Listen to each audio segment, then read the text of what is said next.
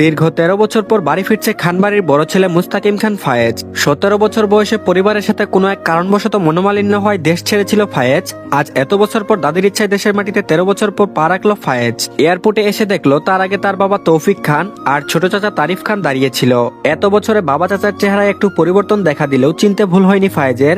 মাঝে মধ্যে মায়ের সাথে কথা হলেও কথা হয়নি বাড়ির অন্য কোনো সদস্যদের সাথে, তবে দাদির সাথে প্রতিদিন কথা হতো। নরম কণ্ঠে ফায়েজ বলল, আসসালামু আলাইকুম আব্বু। জবাবে তৌফিক খান উত্তর দিলেন, ওয়ালাইকুম আসসালাম। আর কত বছর পর ছেলেকে বুকে জড়িয়ে ধরলেন তা বলার বাহিরে। কতটা রাগ ফুসে সে সেদিন দেশ ছেড়েছিল আজ তিনি বুঝতে পেরেছেন, কিন্তু সেদিন কি কিছু করার ছিল না? বাবাকে ছেড়ে চাচা তারিফ খানকে সালাম দিল ফায়েজ, তারপর বলল, আসসালামু আলাইকুম চাচু। আদরে কণ্ঠে তারিফ খান বলল, ওয়ালাইকুম আসসালাম। ভালো আছিস বাবা? ফায়েজ বলল, আলহামদুলিল্লাহ ভালো আছি, তোমরা ভালো আছো? তারিফ খান বলল, আলহামদুলিল্লাহ আমরাও ভালো আছি, চল বাসায় যাই, তোর জন্য সবাই অপেক্ষা করছে। তিনজনে কথা না বাড়িয়ে রওনা দিল বাড়ির উদ্দেশ্যে। যার জন্য দেশে আসা ফায়েজের তিনি হলেন তার দাদি আরজুমান খান। তিনি স্বামীহারা হয়েছেন আজ থেকে 16 বছর আগে। এক হাতে এ পরিবার আগলিয়ে রেখেছেন এতদিন। শেষ বয়সে বড় নাতিকে দেখার জন্য উতলা হয়ে গিয়েছিলেন। চার টানে ফায়েজ দেশের মাটিতে পা রাখলো অবশেষে। ফায়েজের বাবা চাচা মিলিয়ে 3 ভাই। বড়জন ফায়েজের বাবা তৌফিক খান, মেজো চাচা তায়েফ খান আর ছোট চাচা তারিফ খান। ফায়েজ তার বাবা মার একমাত্র সন্তান।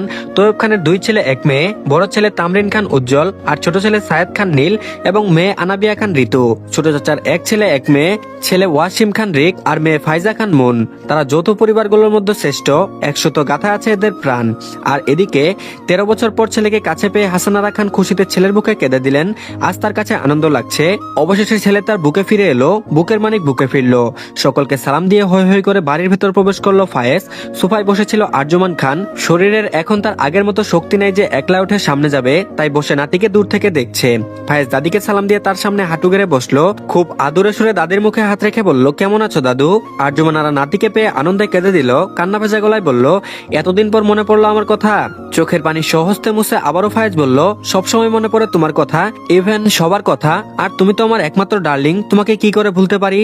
অভিমান কণ্ঠে আবারও বলল, এখন ডার্লিং বলছিস, অথচ এই ডার্লিংকে ছেড়ে কত বছর তুই দূরে আছিস জানিস? ফায়েজ বলল, আর রাগ করিও না, আর যাবো না, তোমার কাছে থাকবো, প্রমিস। বাচ্চাদের মতো দাদির রাগ ভাঙাতে ব্যস্ত হয়ে পড়লো ফায়েজ। সকলে দাঁড়িয়ে দাদি নাতির এই মধুর মান অভিমান দেখলো। হঠাৎ অভিমান করার মতো অভিনয় করে উজ্জ্বল বলল, বাহ, এখন বড় নাতিকে পেয়ে আমার কথা ভুলে গেলে দাদি, নট ফেয়ার। উজ্জ্বল আর ফায়েজ সমবয়সী, ভাইয়ের চেয়ে বন্ধু বেশি। ফায়েজ দাদিকে ছেড়ে উঠে উজ্জ্বলকে জড়িয়ে ধরতে গেলে উজ্জ্বল দূরে সরে যায়। মিছে রাগ নিয়ে বলল, ধরবি না আমায়? এতদিন যখন মনে ছিল না, এখন আমায় ধরতে আসবি না? আমি আপনাকে চিনি না।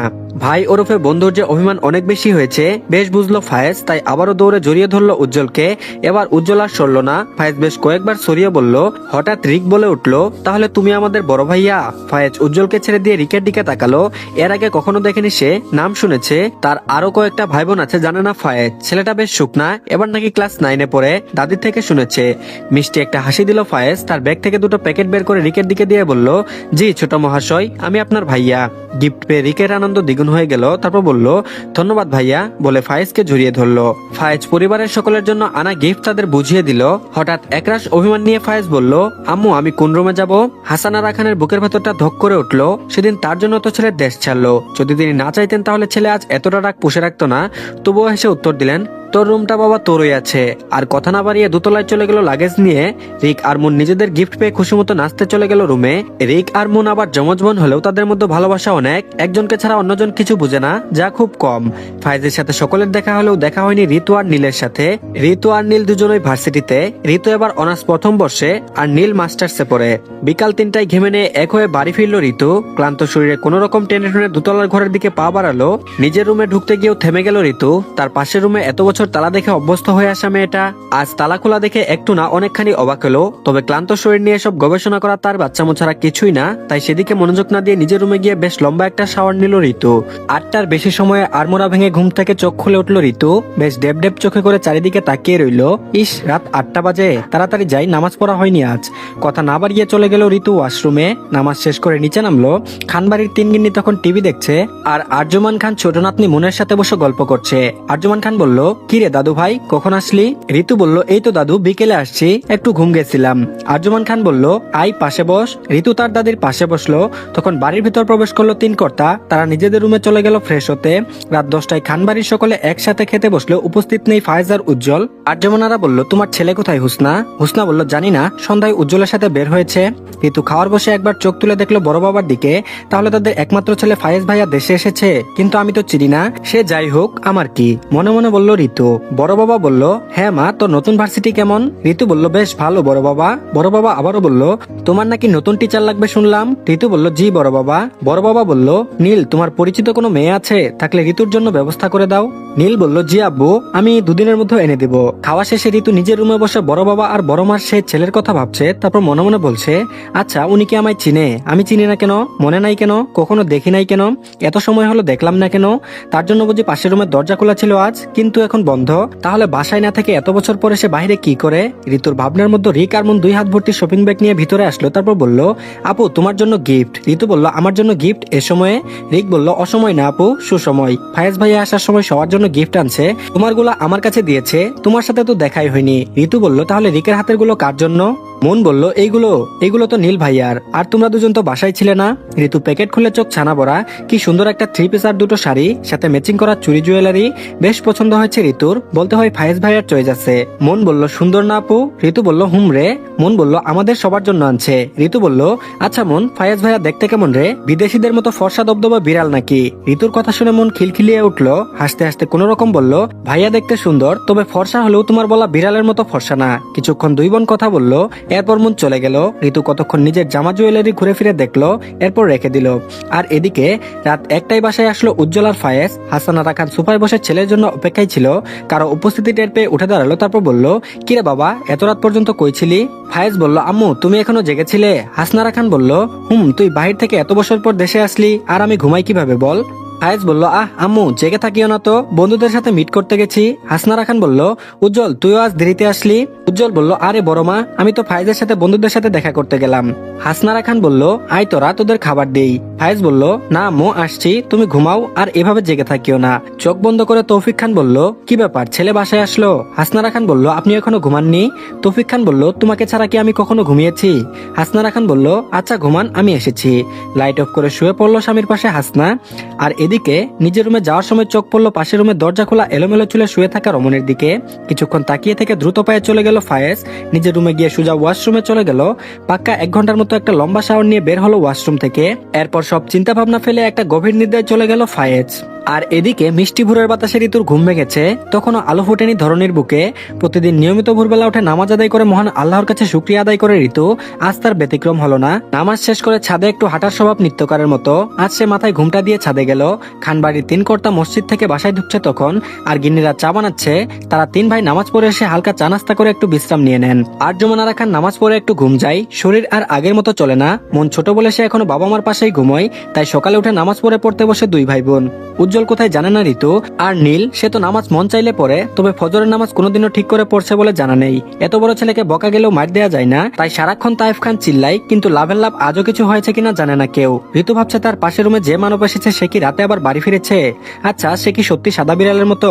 চোখগুলো কুচকুচে কালো, অনেক সুন্দর। এত সব ভাবনার মাঝে ঋতু ছাদে চলে এলো। কিছুক্ষণ পুরো ছাদ ফেলে দোলনায় বসলো। এরপর ফুল গাছে পানি দিল।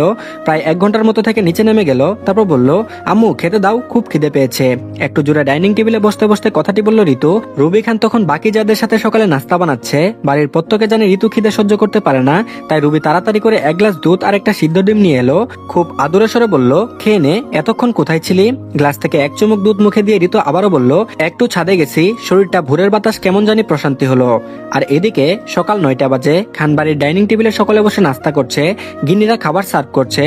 আরজমানারা চেয়ারে বসতে বসতে বলল, বড় বউ আমার নাতি কোথায় রে? হাসনারা খান বলল, আম্মা আপনার নাতি ওই যে আসছে। হাসনারার কথা শুনে সকলের মতো ঋতু ও সিঁড়ির দিকে তাকালো। তাকাতেই কেমন জানি অজারা শিহরণ বয়ে গেল শরীরের ভিতর। কতক্ষণ তাকিয়েছিল এভাবে হাবলার মতো জানে না ঋতু। মন হালকা ধাক্কা দিয়ে নিচু সরে বলল, এ আপু খাওয়া বাদ দিয়ে বসে আছো কেন? মনের ধাক্কায় ধ্যান ভাঙলো ঋতুর। সামনে তাকিয়ে দেখে ফায়েজ নাস্তা করছে। নিচের দিকে তাকিয়ে আর দাদুর সাথে হেসে হেসে কথা বলছে 2 একটা। খাওয়ার মাঝে তৌফিক খান ছেলেকে বলল, তা পড়াশোনা তো শেষ, এখন কি বাপদাদার ব্যবসার হাল ধরবা? ফায়েজ বলল, আসছি মাত্র কাল, আজ থেকে ব্যবসার হাল ধরতে হবে কেন? তাছাড়া উজ্জ্বল তো আপনাদের সাহায্য করছে, আমি কেন? ছেলের কথা মোটেও পছন্দ হয়নি তৌফিক খানের, তা তার আদলে স্পষ্টভাবে ফুটে উঠেছে। তৌফিক খান আবারও বলল, তাহলে কি আবারও বিদেশে চলে যাবা? ফায়েজ বলল, না আব্বু, দেশে আছি। আচ্ছা ঠিক আছে, আমি 11টায় আসবো।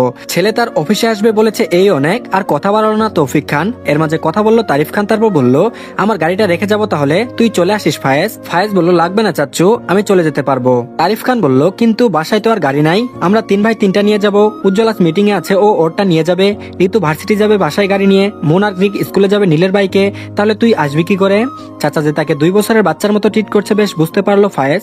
হেসে বলল, খানবাড়ির ছেলে মুস্তাকিম খান ফায়েজের জন্য গাড়ির অভাব পড়বে না চাচু, তুমি এত চিন্তা করিও না। কথা বলতে না বলতে দারোয়ান বাসার সদর দরজায় দাঁড়িয়ে তৌফিক খানকে বলল, বড় স্যার, বাসার সামনে একটা লোক আসছে, বলছে একটা মোটরসাইকেল ডেলিভারি দিতে আসছে। তৌফিক খান সহ সকলে অবাক হলো, কারণ এ সময় কেউ গাড়ি কিনবে না, তাহলে কার গাড়ি আসলো? হঠাৎ তিনি ছেলের দিকে তাকালো। ফায়েজ তখন খাবার খাচ্ছে। তৌফিক খান বলল, গাড়িটা তোমার নাকি? তৌফিক খানের কথায় সকলে একসাথে ফায়েজের দিকে তাকালো। ফায়েজ খাওয়া শেষ করে উঠে যেতে যেতে বলল, জি আব্বু, আমার বাইক খুব পছন্দ, তাই কাল আমি কিনেছিলাম, কিন্তু রাত হয় আর আনা হয়নি, আজ সকালে দিয়ে যাবে বলেছে। সকলে নতুন বাইক দেখার জন্য উঠে বাহিরে আসলো। ঋতু অবাক চোখে তাকিয়ে রইল। 5 ফুট 9 ইঞ্চি উচ্চতার ফর্সা শরীরে কালো শার্ট ফুল করা কোনই পর্যন্ত পরনে একটা কালো জিন্স, যে কেউ দেখলে ক্রাশ খাবে। এখন তো বাইকটাও দেখি কি সুন্দর কালো রঙের, সাথে হেলমেট পরাই, উফ, ফায়েজ ভাইকে কি সুন্দর লাগছে। ঋতু বিড়বিড়িয়ে বলল, আমার ফায়েজ ভাইয়া তো বেশ হ্যান্ডসাম। তো ধন্যবাদ সবাইকে। নীরব ভালোবাসা গল্পটি যেহেতু শেষ, তাই এটা নতুন আরেকটি গল্প দিলাম। আর বাধ্য বিয়ে গল্পটি আসছে, আপনারা কেউ চিন্তা করবেন না। আর যেহেতু লেখিকার প্রবলেমের জন্য একটু দেরি হচ্ছে, তো সবাই অবশ্যই একটু ধৈর্য ধরুন, গল্পটি শেষ করা হবে খুব তাড়াতাড়ি। আর এই গল্পটি কেমন লাগলো জানিয়েন, পরবর্তী পার্ট দিব কিনা সেটাও জানিয়েন, যদি ভালো না লাগে সেটাও বলে দিবেন। তো ধন্যবাদ সবাইকে, ভালো থাকবেন সবাই। সবাই অবশ্যই আমাদের চ্যানেলটিকে সাবস্ক্রাইব করে দিয়েন।